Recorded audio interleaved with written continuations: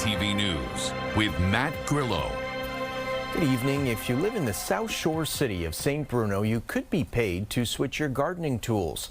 The city is offering $100 to its citizens who give up their gasoline-powered equipment to go electric.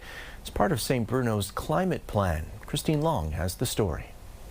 St. Bruno is offering up to $100 per household to replace gas-powered gardening tools with electric ones. Tools like lawnmowers, trimmers, and leaf blowers. The city is doing this to encourage citizens to opt for more environmentally friendly ways. Resident Fred Steinley says he's considering it. It's a good incentive for me to trade in mine, which is kind of old and looking to change, and if ever it's better for the environment, it's a choice I would make, yeah, of course. Here's how it works. Before November 30th, residents can visit stbruno.ca to print and complete the financial assistance form. Then drop off an eligible gasoline-powered gardening tool at the St. Bruno Eco Centre, with the tank emptied beforehand. The person in charge verifies the tool and stamps your form.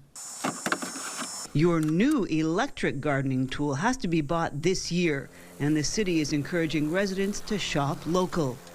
This program is part of St. Bruno's climate plan to reduce their carbon footprint. It's a good thing. I think having an electric lawnmower is good for the environment. The city has set aside an annual budget of $10,000 for the entire program. The Union des Municipalités du Québec told CTV there's 2 other cities offering this kind of program. Christine Long, CTV News. Paramedics have a tentative deal with the province after more than 3 years without a collective agreement.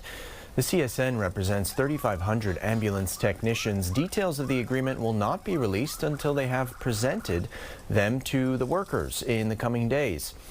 Meantime, Quebec Premier Christine Fréchette thanked the negotiation team for their progress. The Sûreté du Québec is asking for the public's help in locating a person of interest in a murder.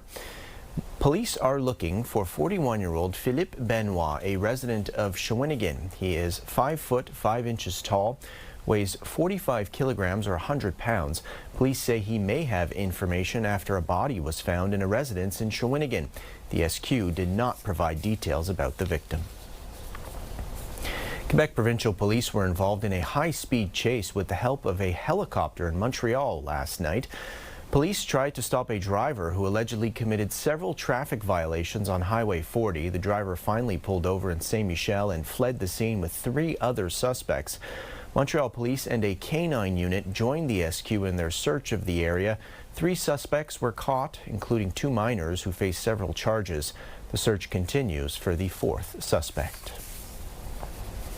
A young man is recovering in hospital after being stabbed downtown just before 4 a.m. Sunday.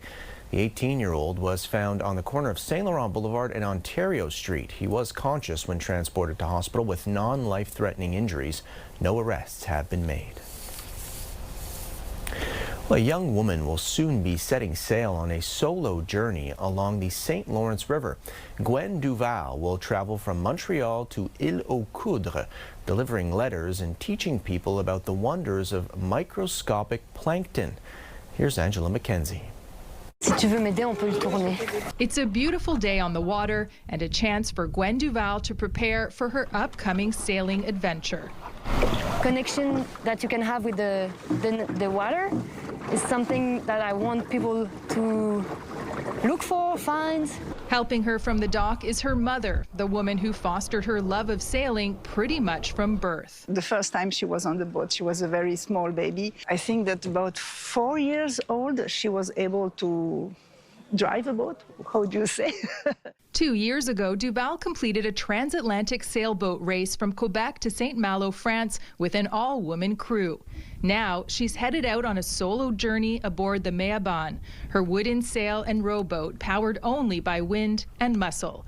For a month, she'll combine her love of the river with science education and writing. On August 9th, she'll depart from the eastern tip of Montreal and sail 400 kilometers along the St. Lawrence.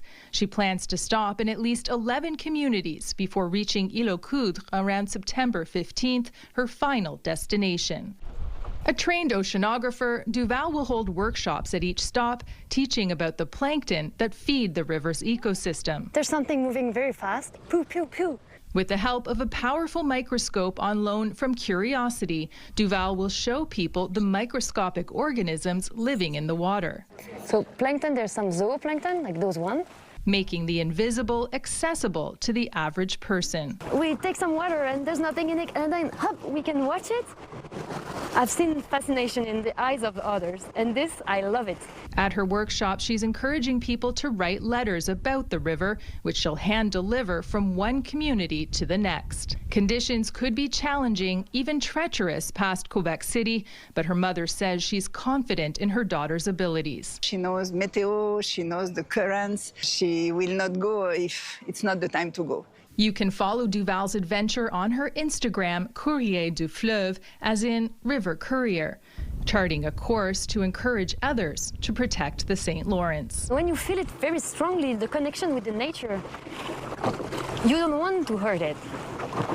You feel that you're part of a plankton world. A mission she hopes will be smooth sailing. Angela Mackenzie, CTV News. Development in the charming Quebec village of Wakefield is on hold. It's because its wastewater system is at capacity. As Leah Larocque reports, Wakefield and neighboring Chelsea have been unable to keep up with the pace of their growing communities. Wakefield is known for its old charm. It's quaint and has a story to tell. John Batten runs the bakery and has seen the village change over time. Progress and development is going to happen. We just hope that it does so properly, effectively. And now there will be no new growth. There is a moratorium or pause on new development in Wakefield because the wastewater system is nearing capacity. I think it's an excellent idea. And we have to look ahead. Things pointed to the fact that we were maybe reaching capacity. It seems like it's time for us to dredge the sediment. Mayor Guillaume Lamoureux says it's also about planning for future growth before the infrastructure reaches its limit. Trying to maintain this healthy buffer of you have a treatment capacity. You don't want to be to the brim, right? Yeah. You want to have this healthy buffer where you're able to treat your input properly. Neighboring Chelsea also hit the brakes on growth because their water and sewer system couldn't keep up with the pace of new development. Just when you drive into Chelsea, it's all these, when you're by the overpass, it's all these cookie cutter houses. Mm-hmm. And it doesn't suit the area. The two municipalities have seen a steady population growth in recent years. The pause here in Wakefield could last up to 2 years. That's probably due to improper planning in some ways already. Can it be remedied? Yes, with proper coordination and collaboration. Residents like Denise Giroux hoping any growth has a plan and is done right.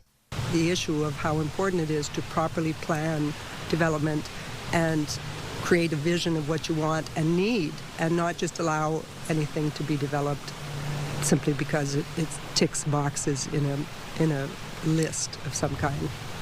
Leah Larocque, CTV News. Weather brought to you by Gratian Scaff's 50th anniversary gift event. Get a complete second pair and sunglasses as a gift. Now for a look at your forecast. A great summer night out there. It's 24 degrees in Montreal, 19 in Sherbrooke, and 20 in Quebec City. Tomorrow, it will be in the low 20s for your wake up. A mix of sun and clouds in the morning, but a chance of showers in the afternoon, a high of 28. We are expecting rain this week. Tuesday, Wednesday, and Thursday cloudy, and a chance of showers on each day, but things clear up just in time for next weekend. Friday, we'll have a mix of sun and clouds. Just ahead, he's the former president of Just for Laughs. Bruce Hills received a Legacy Award on Friday. We'll hear from him after the break.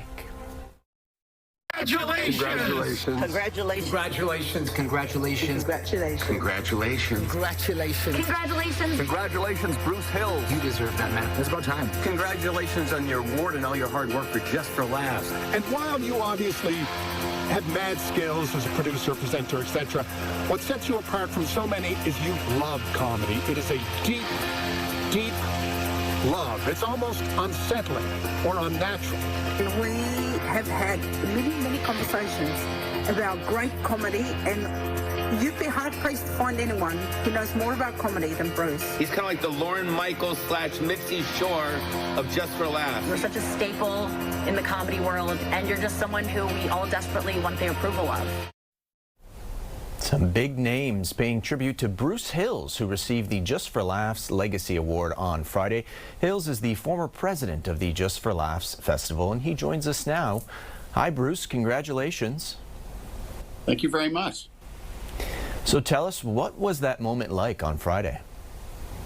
You know, it's kind of an outer body experience, because within these really nice tributes I got from some of my comedy friends, there were photos for over 40 years, and they just brought back memories. And I was sitting there going, wow, that was a long journey, one that I'm so proud of, and so proud of all the people that helped us take us there, because a lot of them were in the room, and it was a great thing to share with them, because obviously it was a team effort. It was never a solo effort on my side.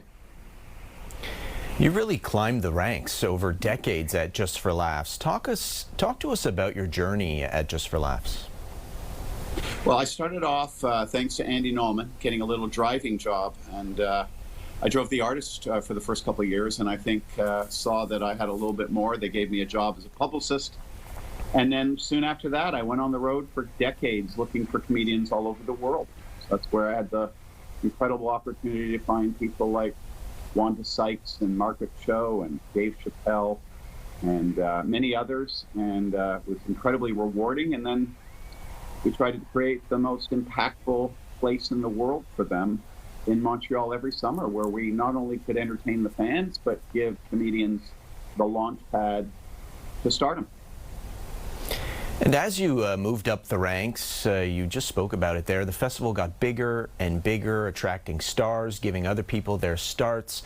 What was that like, being a part of that and being a part of those important moments in people's careers? So satisfying, and to see, you know, someone in a movie, you know, a year after being at JFL, or in the case of Tim Allen, in a nightclub at Just for Laughs, and a year and a half, the star of Home Improvement, a story that came out of JFL.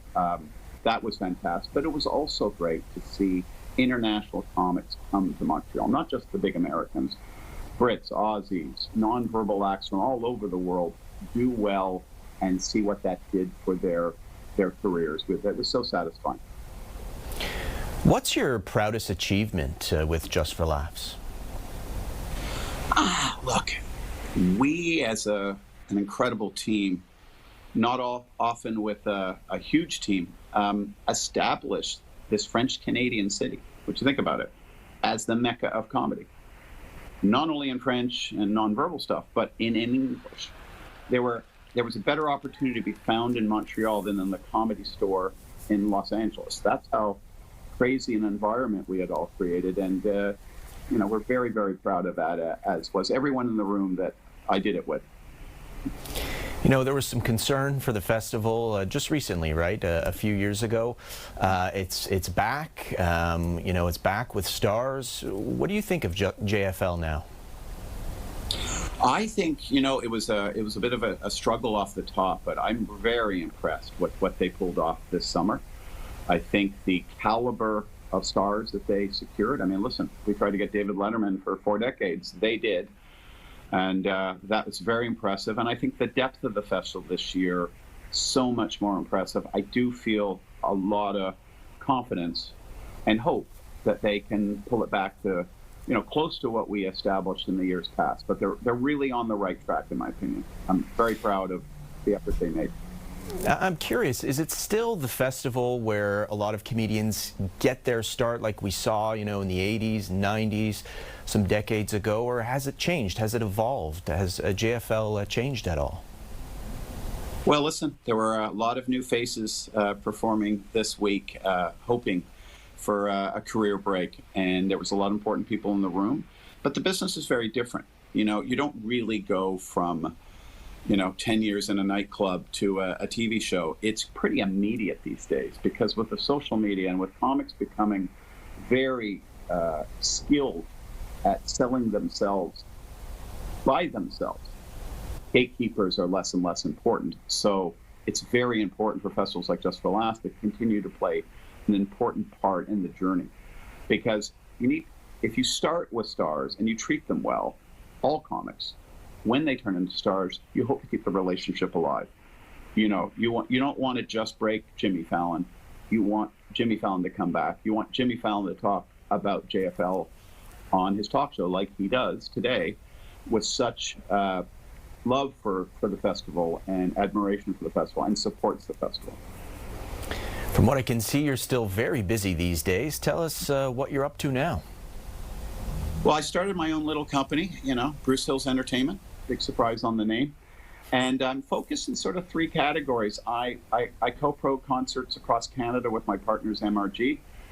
We have Josh Johnson coming to town at the Olympia, which just announced a 4th show on Friday. And in addition to that, I work with a company called Attraction on all my TV projects. So I've got a bunch of shows in development, both in the sports and comedy space. And I've already produced a special for Rick Mercer, and going to work with him on more projects. In addition to some consulting business I have, I've been working with the Second City and lots of comedians looking to break that I'm consulting with, and some other clients here and there. Bruce, congratulations again, and thank you so much for joining us today. Thank you very much.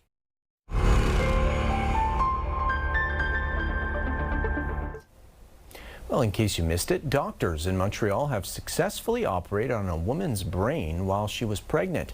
It was a very risky procedure. Sweeta Rassi has the story. Before and then after. These brain scans of Zupa Nakayisimatego are a reminder just how quickly life can change. It all began January of 2025. She was working out at the gym when she felt a sudden pop in her head. I was very dizzy. I couldn't see properly. She was in severe pain. Her husband took her to the hospital where she found out she had suffered a stroke, which caused bleeding in her brain. Dr. Marie-Christine Brunet at the Montreal Neurological Institute says her condition was rare. The incidence is about 1 or 2 per 100,000 population. Nakayisimatego needed surgery, but there was also something else. She was nearly 6 months pregnant. Doctors gave her the option to wait until after she gave birth, but if left untreated, it could lead to a coma or even death. So she decided to go ahead with the surgery. I had a feeling that my baby would be okay. Call it a mother's intuition, because she was right. After a 10-hour surgery, Nakayisimatego recovered well, and months later, she gave birth to a baby girl. Dr. Brunet says it took a lot of doctors to pull it off, including specialists from the Montreal Children's Hospital. And they were here on a standby just in case something would happen and we would have to deliver the baby prematurely. Operating on a pregnant patient is not something Dr. Brunet does often, but for Nakayisimatego, there's no doubt she had the right doctor on her side. She did this incredible thing and she saved 2 lives. And after a scary start for both mom and baby, they now have the most important gift anyone could ask for: their health. Sweeta Rassi, CTV News. Just ahead, can the Alouettes keep their win streak alive against Hamilton? Details and highlights coming up. Breaking news and local news that matters to you. Download the CTV News app right now by scanning the QR code on your screen using your smartphone. Or you can also go to our website, ctvnewsmontreal.ca. The East-leading Montreal Alouettes took on the Hamilton Tiger Cats tonight at home. In the first quarter, with the Owls up 3-0, Tiger Cats' Isaiah Wooden returns a punt 100 yards, giving Hamilton a 7-3 lead. The Owls would bounce back, though. It was 18-17 for Hamilton going into the fourth, and the Alouettes would dominate last quarter, scoring 2 field goals, and a late touchdown run from Travis Thice would seal the victory. Montreal wins 31-18. That makes the Owls 6-1 on the season. Well, that's it for us. Thanks for watching. Have a great night. Enjoy your week.